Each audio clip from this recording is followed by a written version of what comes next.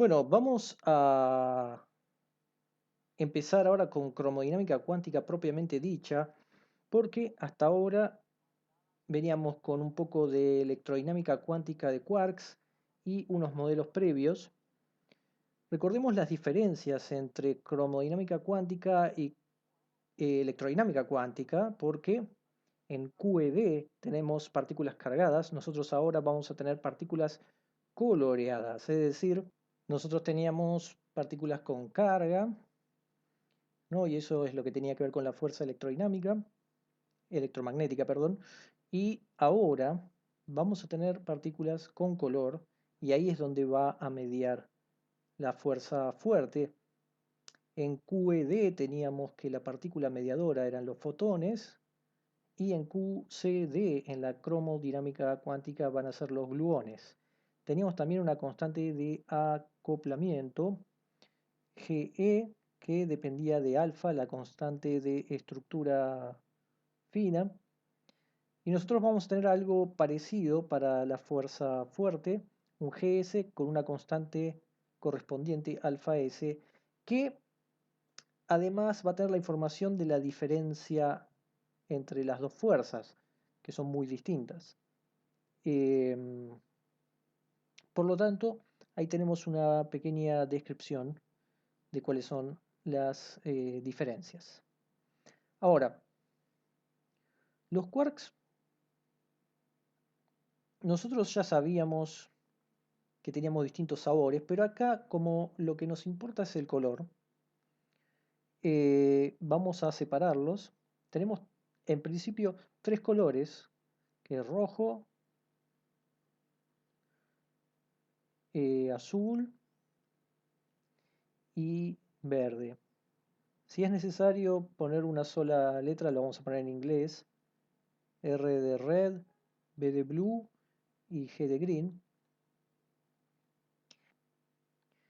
Y vamos a tener que la especificación de el estado de un quark, por supuesto va a tener que llevar todo lo que vimos antes, es decir, el spinor de Dirac que teníamos USDP, que nos decía tanto el momento como el spin.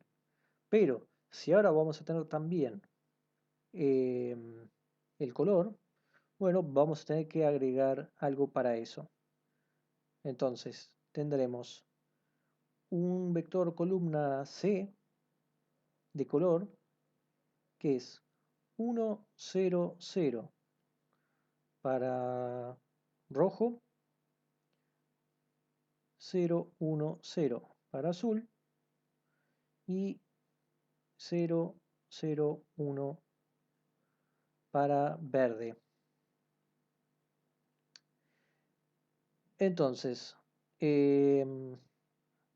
esto es lo que de alguna forma va a acompañar el estado del quark. Es parte de la función que tengamos. ¿Y qué pasa, por ejemplo, cuando tenemos eh, un vértice con lo que tiene que ver con los diagramas de Feynman? Bueno, ahí supongamos que tenemos un vértice siguiente. Tenemos quark R y acá tenemos quark B, es decir, azul. Por ahora no vale la pena poner los colores. Sí estamos poniendo colores para lo que tiene que ver con las partículas y diferenciándolas de las partículas mediadoras. En particular vamos a tener el gluón así.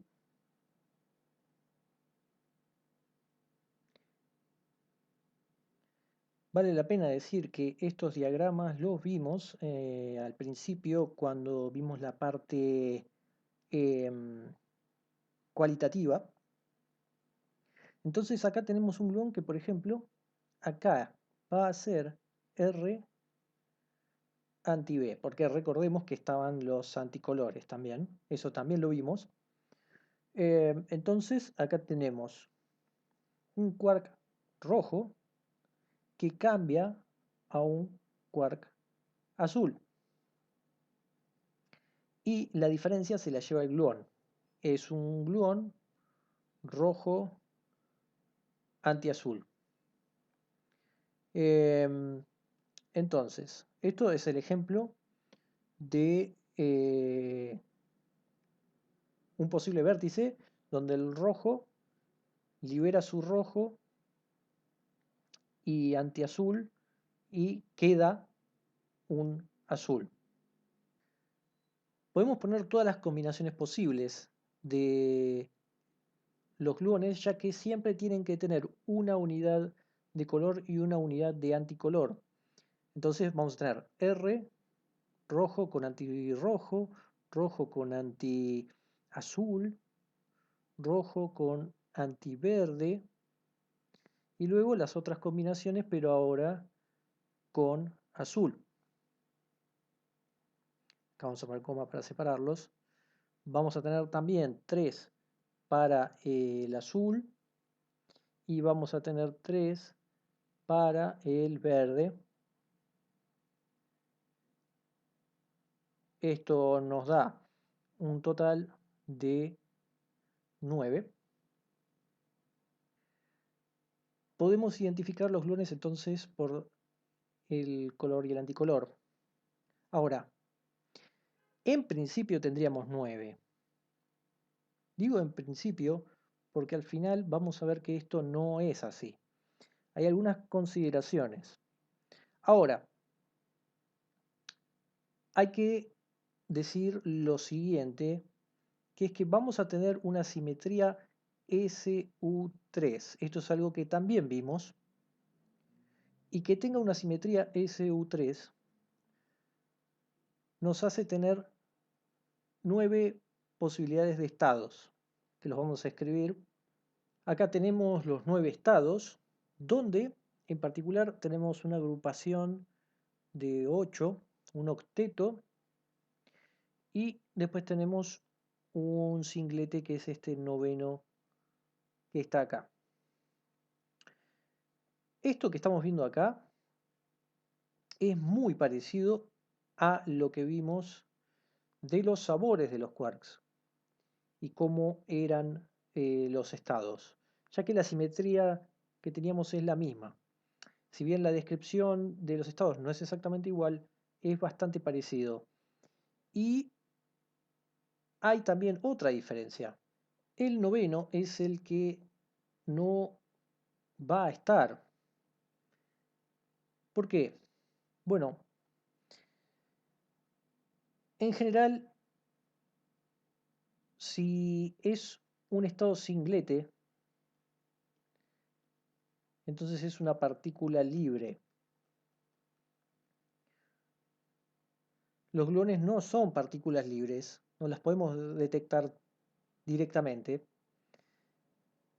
Y eso es lo que no va a ocurrir con este, y sí con los otros 8. De hecho, algo bastante curioso es que es sospechosamente parecido este estado al del fotón. Porque si bien el confinamiento es lo que requiere que todas las partículas eh, que naturalmente detectamos sean singletes, eh, resulta que justamente el fotón podría intercambiarse entre otras dos partículas, dos estados singletes que podrían ser un protón y un neutrón. Dicho eso, hay que decir que nosotros tenemos una fuerza de corto alcance y el fotón asociado al electromagnetismo, tenemos ahí una fuerza de largo alcance.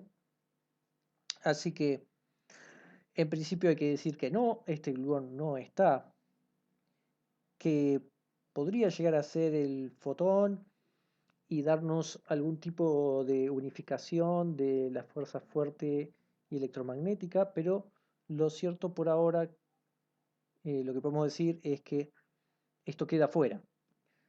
También vale la pena mencionar que el gluón se acoplaría a todos los bariones con la misma fuerza.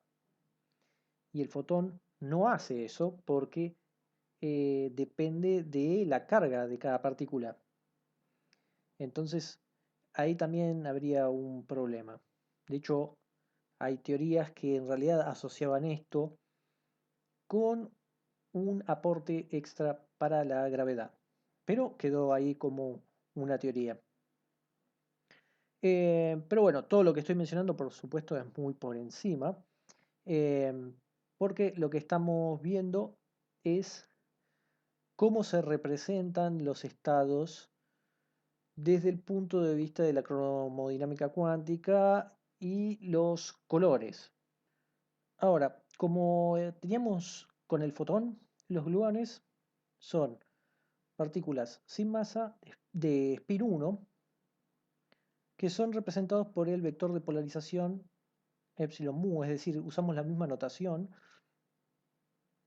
que va a ser ortogonal al momento del gluón P. Es decir, vamos a tener epsilon mu, P mu igual 0. Esta es la condición de Lorentz. Y si tenemos el gauge de Coulomb, tenemos que epsilon 0 es 0, de modo que nos quedaba que epsilon por P es igual a 0. Hablamos de los elementos espaciales, por decirlo de alguna forma, componentes 1, 2, 3, y la 0, la componente 0 era 0. Entonces vamos a necesitar, para describir los estados de color del gluón, un vector columna de 7 componentes, por ejemplo, algo así, teniendo 1 y después 0, 0, 0, 0, 0, 0. Tenemos 1, 2, 3, 4, 5, 6, 7, 8. Este para el 1. Y tendremos lo mismo. 1, 2, 3, 4, 5, 6, 7, 8. Este es para el 7. Recordemos, el que era de 3 era para los quarks. Esto es para el gluón, ¿no? Y va a describir cualquiera de estos que hemos numerado. Ahora, la agrupación de estos, cada uno de estos lo podemos llamar por A. Y los elementos los vamos a tener con un índice alfa, donde este alfa puede ir de 1 a 8, pasando por todos los estados. Podemos usar otros índices que sean en vez de alfa, beta, gamma, etc. Y como los gluones tienen color, es decir, es como si tuviéramos fotones cargados, esto significa que se pueden acoplar entre ellos. Podemos tener cosas como la siguiente. Tenemos gluón, gluón, gluón, gluón y se unen a otro gluón. O también podemos tener algo así, que se unen ahí en el medio. Estos se unen acá y estos acá. Este tipo de cuestiones van a poder pasar también en estos casos por la diferencia que ya mencionamos entre el fotón y el gluón. Llevan carga, pueden ocurrir este tipo de cuestiones que las vamos a tener que tomar en cuenta cuando veamos distintas situaciones que se van a parecer a lo de electrodinámica cuántica que ya vimos va a ser en algunas cuestiones similar, bastante parecido.